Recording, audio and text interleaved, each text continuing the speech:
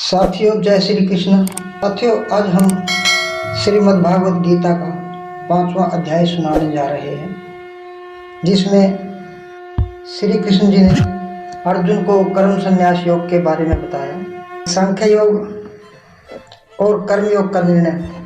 अर्जुन बोले कि हे कृष्ण, आप कर्मों के संन्यास की और फिर कर्मयोग की प्रशंसा करते हैं, इसलिए इन दोनों में से जो एक मेरे लिए भली भांति निश्चित कल्याण कारण साधन हो उसको कहिए। श्री भगवान बोले, कर्म संन्यास और कर्मयोग ये दोनों ही परम कल्याण के करने वाले हैं, परंतु उन दोनों में भी कर्म संन्यास से कर्मयोग साधन में सुगम होने से श्रेष्ठ है। हे अर्जुन, जो पुरुष न किसी से द्वेष करता है और न किसी की आकांक्षा करता है, वह कर्मयोगी सदा सन्यासी ही समझने योग्य है, क्योंकि राग द्वेष आदि द्वंद्वों से रहित पुरुष सुखपूर्वक संसार बंधन से मुक्त हो जाता है। उपर्युक्त संन्यास और कर्मयोग को मूर्ख लोग पृथक पृथक फल देने वाले कहते हैं, ना कि पंडित जन, क्योंकि दोनों में से एक में भी सम्यक प्रकार से स्थित पुरुष दोनों के फलरूप परमात्मा को प्राप्त होता है। ज्ञान योगियों द्वारा जो परम धाम प्राप्त किया जाता है, कर्म योगियों द्वारा भी वही प्राप्त किया जाता है। इसलिए जो पुरुष ज्ञान योग और कर्म योग को फल रूप में एक देखता है, वही यथार्थ देखता है। परंतु हे अर्जुन, कर्मयोग के बिना संन्यास अर्थात मन, इंद्रिया और शरीर द्वारा होने वाले संपूर्ण कर्मों में कर्तापन का त्याग प्राप्त होना कठिन है, और भगवत स्वरूप को मनन करने वाला कर्मयोगी पर ब्रह्म परमात्मा को शीघ्र ही प्राप्त हो जाता है। जिसका मन अपने वश में है, जो जितेंद्रिय एवं विशुद्ध अंतःकरण वाला है, और संपूर्ण प्राणियों का आत्म रूप परमात्मा ही जिसका आत्मा है, ऐसा कर्मयोगी कर्म करता हुआ भी लिप्त नहीं होता। तत्व को जानने वाला ही संख्या योगी तो देखता हुआ, सुनता हुआ, स्पर्श करता हुआ, सूंघता हुआ, भोजन करता हुआ, गमन करता हुआ, सोता हुआ, श्वास लेता हुआ, बोलता हुआ, त्यागता हुआ, ग्रहण करता हुआ तथा आँखों को खोलता और मूंदता हुआ भी सब इंद्रियां अपने अपने अर्थों में बरत रही है, इस प्रकार समझकर निसंदेह ऐसे माने कि मैं कुछ भी नहीं करता। जो पुरुष सब कर्मों को परमात्मा में अर्पण करके और आसक्ति को त्याग कर कर्म करता है, वह पुरुष जल से कमल के पत्ते की भांति पाप से लिप्त नहीं होता। कर्मयोगी ममतो बुद्धि रहित केवल इंद्रियां, मन, बुद्धि और शरीर द्वारा भी आसक्ति को त्याग कर अंतःकरण की शुद्धि के लिए कर्म करते हैं। कर्मयोगी कर्मों के फल का त्याग करके भगवत प्राप्ति रूप शांति को प्राप्त होता है, और काम पुरुष कामना की प्रेरणा से फल में आसक्त होकर बंधता है।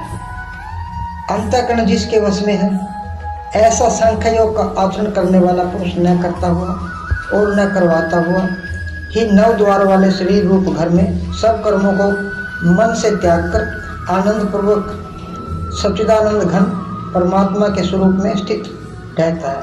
परमेश्वर मनुष्यों के न तो कर्तापन की, न कर्मों की और न कर्म फल के संयोग की रचना करते हैं, तो स्वभाव ही बरत रहा है। सर्वव्यापी परमेश्वर भी न किसी के पाप कर्म को और न किसी के शुभ कर्म को ही ग्रहण करता है, किंतु अज्ञान द्वारा ज्ञान ढका हुआ है, उसी से सब अज्ञानी मनुष्य मोहित हो रहे हैं।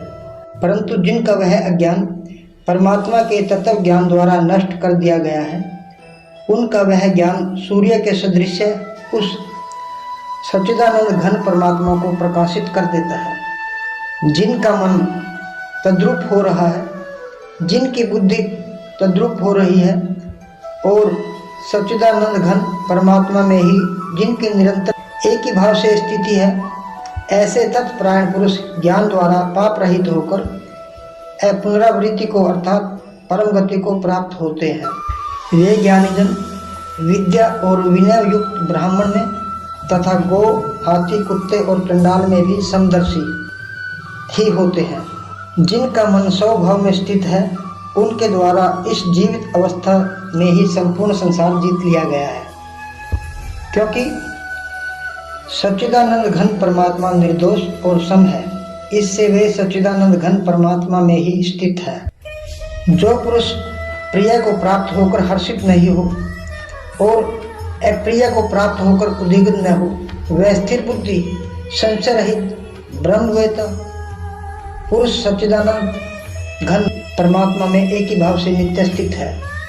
बाहर के विषयों में आसक्ति रहित अंत्यकरण वाला साधक आत्मा में स्थित जो ध्यान जनित सात्विक आनंद है उसको प्राप्त होता है। तदंतर वह सच्चिदानंद घन पर ब्रह्म परमात्मा के ध्यान रूप योग में अभिन्न भाव से स्थित पुरुष अक्षय आनंद का अनुभव करता है। जो ये इंद्रियां तथा विषयों के संयोग से उत्पन्न होने वाले सब भोग हैं, यद्यपि विषयी पुरुषों को सुख रूप भासते हैं तो भी दुख के ही हेतु और आदि अंत वाले अर्थात अनित्य है। इसलिए हे अर्जुन, बुद्धिमान विवेकी पुरुष उनमें नहीं रमता।